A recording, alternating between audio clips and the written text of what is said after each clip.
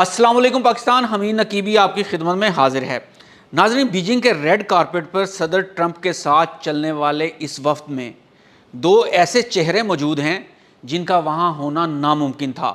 پہلا شخص وہ جسے چین نے اپنی سرزمین کے لیے ناپسندیدہ ترین قرار دے کر تا حیات بین کر رکھا تھا، لیکن اسے بیجنگ لانے کے لیے چین کو سفارتی تاریخ کا سب سے بڑا یو ٹرن لینا پڑا اور سرکاری کاغذات میں اس کا نام تک بدل دیا گیا۔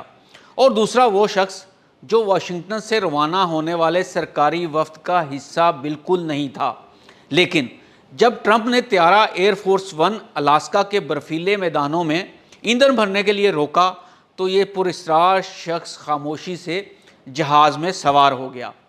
یہاں سوال یہ پیدا ہوتا ہے کہ چین نے مارکو روبیو پر اپنے ملک میں داخلے پر پابندی کیوں لگا رکھی تھی؟ مارکو روبیو کا وہ کون سا نیا نام ہے جسے بیجنگ نے صرف ویزا جاری کرنے کے لیے قبول کیا؟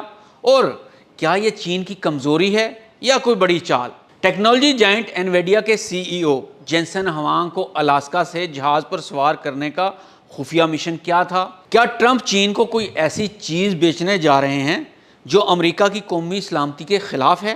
ناظرین، اس دورے کی سب سے بڑی سنسنی امریکی وزیر خارجہ مارکو روبیو ہیں۔ اگر آپ عالمی سیاست پر نظر رکھتے ہیں تو آپ کو معلوم ہوگا کہ مارکو روبیو چین کے سب سے بڑے ناقد سمجھے جاتے ہیں۔ 2020 میں بیجنگ نے ان پر تاحیات پابندی لگائی تھی۔ قانوناً وہ چین کی سرزمین پر قدم نہیں رکھ سکتے تھے، تو پھر یہ موضوع کیسے ہو گیا؟ یہاں سے شروع ہوتی ہے چین کی وہ خاموش لچک جسے ڈپلومیسی کی زبان میں فیس سیونگ کہا جاتا ہے۔ ہماری تحقیق کے مطابق بیجنگ نے اس دورے کو ممکن بنانے کے لیے ایک ایسا راستہ نکالا جو بین الاقوامی سیاست میں پہلے کبھی نہیں دیکھا گیا تھا۔ چینی زبان میں ناموں کو مخصوص حروف میں لکھا جاتا ہے۔ مارکو روبیو کا نام جب بلیک لسٹ میں ڈالا گیا تو وہ مخصوص حروف کے ساتھ جڑا ہوا تھا۔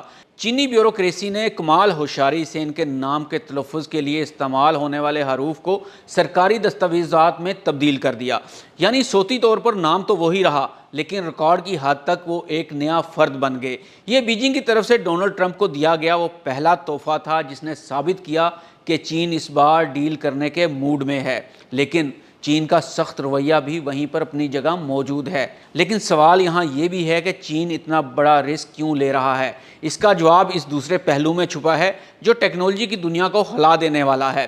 تو ناظرین، اب بات کرتے ہیں انویڈیا کے سی ای او جینسن ہوانگ کی خفیہ انٹری پر۔ صدر ٹرمپ کا طیارہ واشنگٹن سے اڑا تو سرکاری لسٹ میں کہیں بھی انویڈیا کے سی ای او جینسن ہوانگ کا نام نہیں تھا، لیکن جب یہ طیارہ الاسکا میں ایندھن بھرنے کے لیے لینڈ ہوا تو وہاں ایک ایسی ملاقات ہوئی جس نے بیجنگ کے ایوانوں میں کھلبلی مچا دی۔ جینسن ہوانگ، جن کی کمپنی انویڈیا اس وقت دنیا کی مصنوعی ذہانت AI کی شہرگ سمجھی جاتی ہے، وہاں پہلے سے موجود تھے۔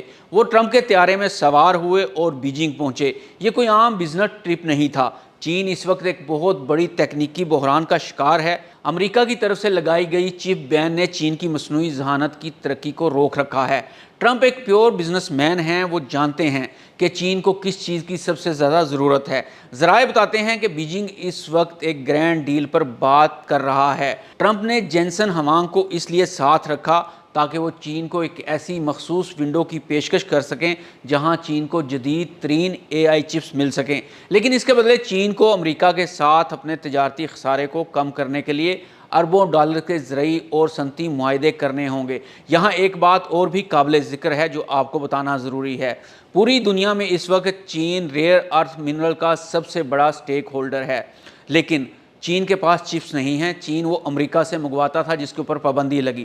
یہاں پر یہ بھی بات اس وقت معاہدے کا حصہ ہے کہ چین سے ریئر ارتھ منرلز لیے جائیں کیونکہ چین نے بھی اس پر پابندی لگا رکھی ہے اور بدلے میں چپس دیے جائیں۔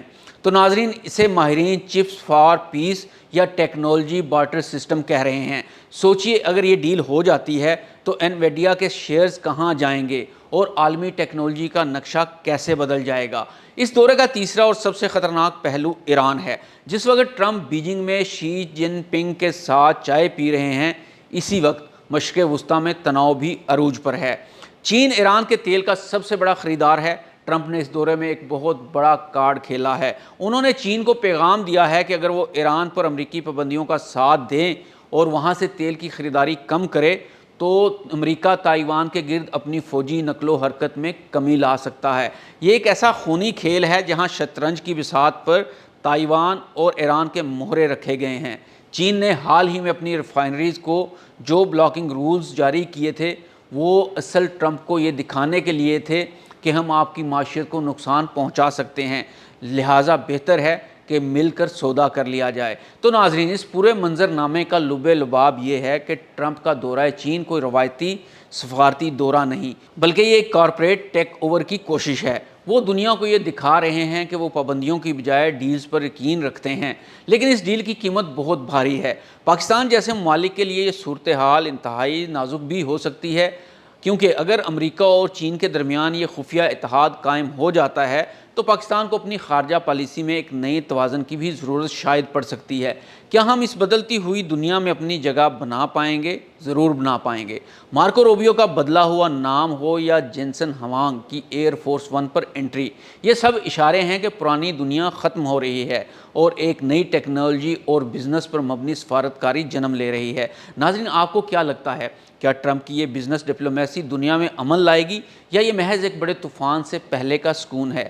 اپنی رائے کمنٹ سیکشن میں ضرور دیجئے۔ اگر آپ کو یہ انویسٹیگیٹو رپورٹ پسند آئی ہو تو اسے لائک کریں اور ہمارے چینل کو سبسکرائب کریں۔ حمید نقیبی کو اجازت دیجئے۔ اللہ حافظ۔